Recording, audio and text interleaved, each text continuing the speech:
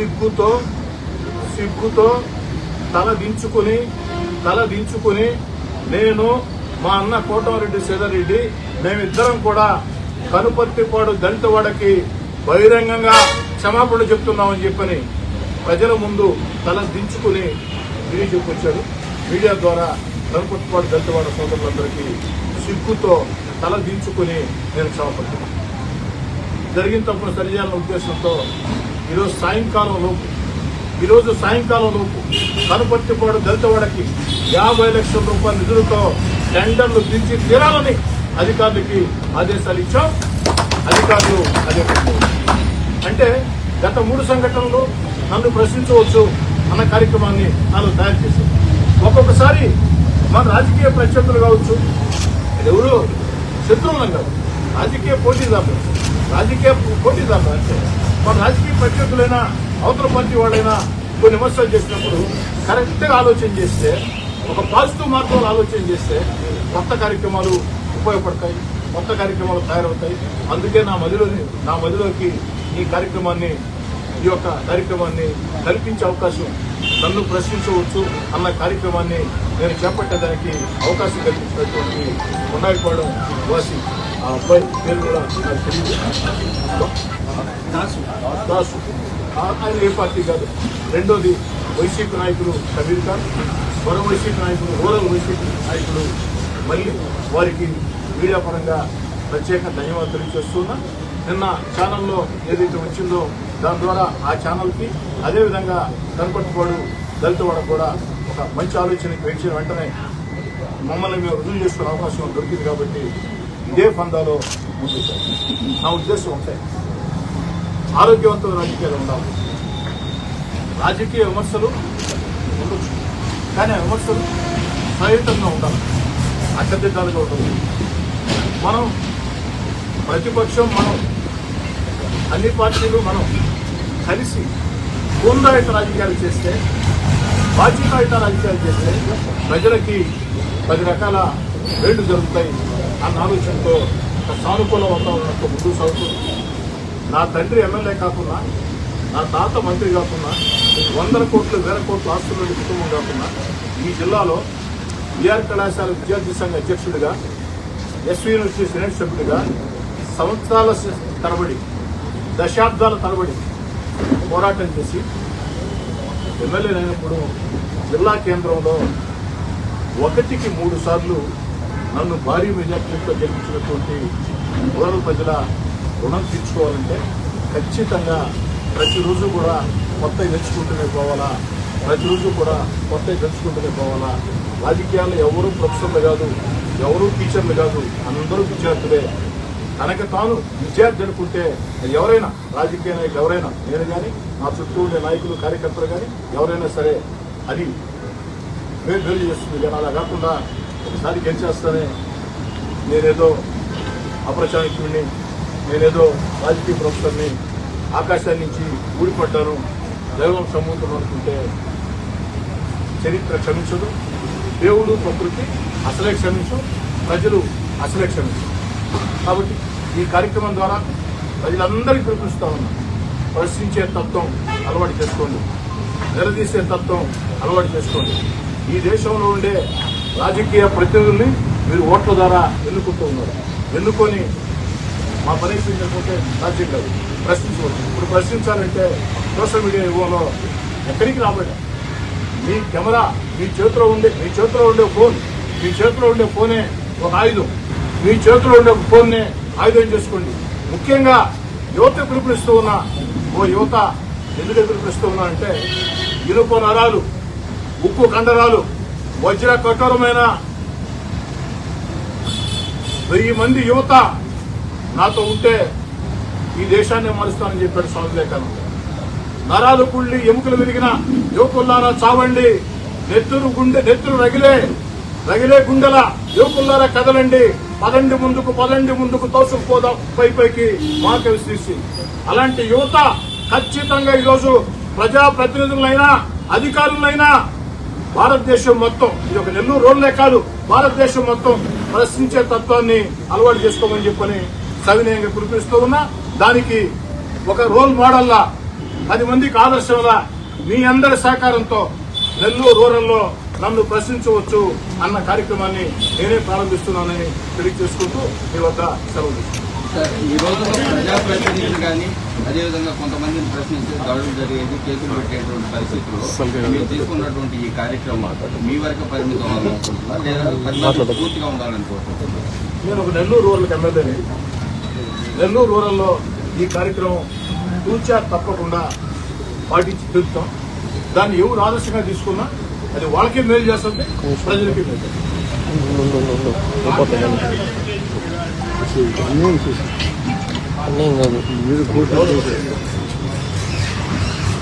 త్వరగా తీసుకుంటే మీటింగ్ జిల్లా పార్టీ అధ్యక్షుడు కాకాని గోవర్ధన్ రెడ్డి గారు, నెల్లూరు రూరల్ నియోజకవర్గ వైఎస్ఆర్ కాంగ్రెస్ పార్టీ ఇన్ఛార్జ్ మా అన్న ఆనం విజయ్ కుమార్ రెడ్డి గారు, Nellore city YSR Congress party in charge Parvathareddy Chandrasekhar Reddy గారు విమర్శలు చేశారు. దానిలో మా కాకాని గోవర్ధన్ రెడ్డి గారు ఒక అడుగు ముందు చేసి ఈ మార్పులు చేర్పులు, ఈ మతలములు, ఈ జీవితంలో గోదావరి రెడ్డి చెప్తా అని కూడా నేను దాన్ని కూడా సానుకూలంగా తీసుకుంటున్నాను, గౌరవిస్తున్నాను. ప్రతిమర్శ చేయదలుచుకోవాలి, గౌరవిస్తున్నాను. కాకాని గోవర్ధన్ రెడ్డి గారు, ఆనం విజయ్ కుమార్ రెడ్డి గారు, పర్వతరెడ్డి చంద్రశేఖర్ రెడ్డి గారు బహిరంగ మీడియా ద్వారా మీకు చెప్తున్నా, నాకు అసలు దాని గురించి అవగాహన కూడా లేదు. డీలిమిటేషన్ గురించి అవగాహన కూడా లేదు.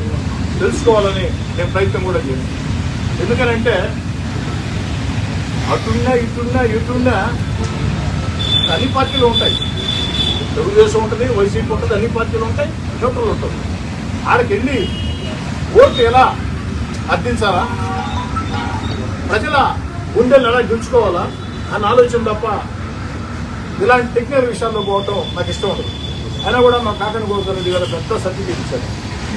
అంత మేధావి నేను కాదని గోవర్ధన్ రెడ్డి గారు మీడియాకి ఇప్పుడు నా ప్రెస్ మీట్ అయిన తర్వాత ఆ డీలిమిటేషన్ ఏ విధంగా జరుగుతుందంటే నాకు ఇష్టం లేదని పూర్తిగా తెలుసుకోకుండా పోవడం కరెక్ట్ కాదు. తెలుసుకునే ప్రయత్నం కూడా నేను చేయాలి. నాకు అత్యంత నమ్మకస్తుడైనటువంటి షంసుద్దీన్ బాగా వారికి అనుభవం దీంట్లో, వారి ద్వారా స్టడీ చేయించారు. వివరణ ఇచ్చేదానికి కూడా వారే వివరణిస్తారు అది ఏ విధంగా జరిగిందనే దానికి. అయితే నేనేమంటానంటే కాకాని గోవర్ధన్ రెడ్డి గారిని, మిగతా వైసీపీ నేతలందరినీ మీరు ఆహ్వానిస్తే లేదా మీడియా ద్వారా మీరు ఓకే అంటే, మీరు ఆహ్వానించిన పర్వాలా లేదా మీడియా ద్వారా మీరు ఓకే అంటే అధికారులు మొత్తం తీసుకుని ఓ శాసనసభ్యుడిగా నేనే, కోటమిరెడ్డి శ్రీధర్రెడ్డిగా నేనే మీ ఇంటికి వస్తా, లేదు మీరు జిల్లా కార్యాలయం రమ్మంటే కార్యాలయం వస్తా, నాకే వేషం చేద్దు, లేదు మీతో ఏందా మేము మాట్లాడేది అని మీరు అనుకుంటే అధికారులు మొత్తం కూడా మీకు వివరణిస్తారు. అధికారులు మీరు కలిసి వివరణ తీసుకోవచ్చు. మీకే కాదు మాకు కొన్ని అభ్యంతరాలు ఉన్నాయి. మరి మేము మంత్రం చేస్తుంటే అభ్యంతరాలు మేము తెలియజేస్తాం. ఆ అభ్యంతరాల మీద ఏదైతే చర్యలు తీసుకోమని కమిషన్ కూడా స్పష్టంగా చెప్పడం జరిగింది. మీ ఎదురుగా కూడా కమిషన్ మళ్ళీ ఒకసారి ఫోన్ చేసి ఇది మీద నాకు చెప్పాను కదా సార్, మళ్ళీ నేను ఒక అబ్బాయి వైఎస్ఆర్ కాంగ్రెస్ పార్టీ అబ్బాయి చెప్పిన ఫోన్ ఎత్తుకోకుంటే చెప్పిన వాట్సాప్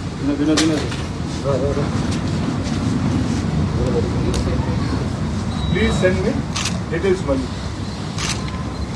కూడా అడిగా. ఎమ్మెల్యేగా ఆ పార్టీ ఈ పార్టీలో ప్రజా సమస్యలు అడగొచ్చు, ప్రజలు చెప్తా కదా.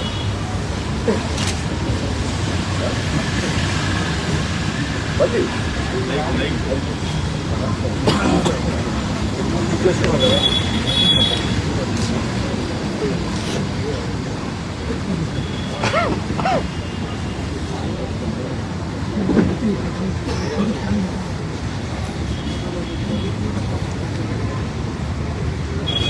సార్ స్పీకర్ ఫోన్ ఆన్ చేయటం సంస్కారం కాదు.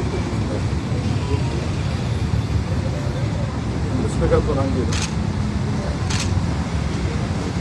నాకు కాల్ చెక్ చేసుకోవచ్చు కదా.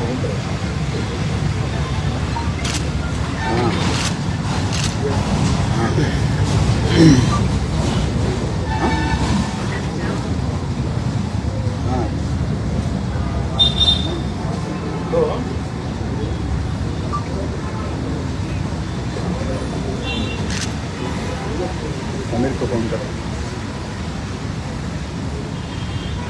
कल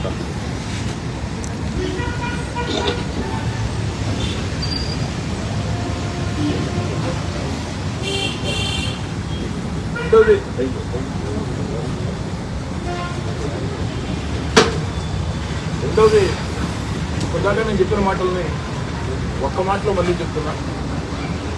నాకాని గోవర్ధన్ రెడ్డి గారు కానీ, విజయన్న కానీ, చంద్ర కానీ ఎవరైనా సరే ఆహ్వానిస్తే లేదు మాకు అభ్యంతరం లేదు అని మీడియా ద్వారా వారు చెప్పిన స్వయంగా నేను అధికారులను తీసుకుని వారి ఇళ్ళకి కానీ వారి పార్టీ కార్యాలయం కానీ నేను సిద్ధం వచ్చేదని షమీర్ ఖాన్ ఆరోపిస్తేనే షమీర్ ఖాన్కి ఫోన్ చేసి వివరణ ఇచ్చినండి ఒక మాజీ మంత్రి, ఒక మాజీ కోఆపరేటివ్ బ్యాంక్ చైర్మన్, ఒక ప్రస్తుత ఎమ్మెల్సీ ముగ్గురు కలిసి ఆరోపిస్తే ఎందుకు వివరణ ఖచ్చితంగా మళ్ళీ మళ్ళీ చెప్తున్నా. పూర్తిగా పొరపాట్లు జరగలేదా అని అంటే దాని నాక సమాధానం. పొరపాట్లు జరిగి ఉంటే నేరుగా అభ్యంతరాలు తెలియజేయమన్నారు. మేము కూడా అభ్యంతరాలు ఇచ్చాం. కానీ ఒక్కరు మాత్రం చెప్తున్నాం, సాంకేతిక కారణాలతో పొరపాటు జరిగి ఉండొచ్చు, నాకు అధికారులు కొంత తెలిసి పొరపాటు జరిగి ఉండొచ్చు, జరగకపోయి ఉండొచ్చు. కానీ నేనైనా నారాయణ సార్ అయినా మేమిద్దరం, నారాయణ సార్ గారు ఎలాంటి వ్యక్తో మీకు తెలుసు, హోందాయుత రాజకీయాలకి నారాయణ సారు పెట్టింది పేరు. అలాంటి నారాయణ సార్ అయినా నేనైనా అధికారులు చెప్పింది ఏమిటంటే పక్కాగా ఎన్నికల కమిషన్ నియమ నిబంధనలకి అనుగుణంగా చేయండి, పూర్తిగా డేటాబేస్తో పోండి, ఏదైనా పొరపాట్లు జరిగితే మీరు ఇబ్బంది పడతారు, మేము జోక్యం చేసుకోం. ఆ అధికారులకి పూర్తి స్వేచ్ఛనిచ్చాం. అధికారులు మా కమిషనర్ చాలా హుషారైనడు, తెలివైనడు. మా కమిషనర్ ఒక 2 అడుగులు ముందుకేసి ఎమ్మెల్యే గారు ఒకవేళ మీరు జోక్యం చేసుకున్నా మేము పొరపాట్లు చెయ్యం, మా అధికారులు పొరపాట్లు చేయనివ్వను, మీరు చెప్పినా కూడా నేను చేయలేను. ఎందుకు చేయలేనంటే రేపు తేడా వస్తే ఎలక్షన్ కమిషన్ కింద మా ఉద్యోగాలకు ఇబ్బంది. మీరు చెప్పారు జోక్యం చేసుకోమని, సంతోషం. మంచి ఎమ్మెల్యే, మంచి మంత్రి నారాయణ సార్ కూడా అదే చెప్పాడు, మిమ్మల్ని అభినందిస్తున్నాం. కానీ మీరు ఒకవేళ జోక్యం చేసుకుంటాం, మాకు నచ్చినట్టు చేయాలన్నా కూడా మేము చెయ్యం, మా ఉద్యోగాలకు ఇబ్బంది. ఇది మా కమిషన్ చెప్తాను. ఎంత పారదర్శకంగా వ్యవహరిస్తుంది. ఇప్పుడు కూడా ఉన్న వాళ్ళు మాట్లాడేది మాటల్ని మరో విధంగా మాట్లాడచ్చు, అది రాజకీయ విమర్శం. ఒక ఆయన్ని మాస్టర్ బ్రెయిన్, ఇంకొక ఆయన టీచర్ బ్రెయిన్, నేను వేరే పదం వాడవచ్చు, ఒక పదం సమాధానం చెప్పచ్చు, చెప్పే శక్తి నాకు అక్కడ ఉంది. కానీ చెప్పను దాన్ని ముందాగానే తీసుకుంటున్నా, స్వీకరిస్తున్నా, ముందాగానే సమాధానం చెప్తున్నా. ప్రతి విమర్శ చేయటంగా నేను చెప్పిన మాటకి నేను కట్టుకోవచ్చు.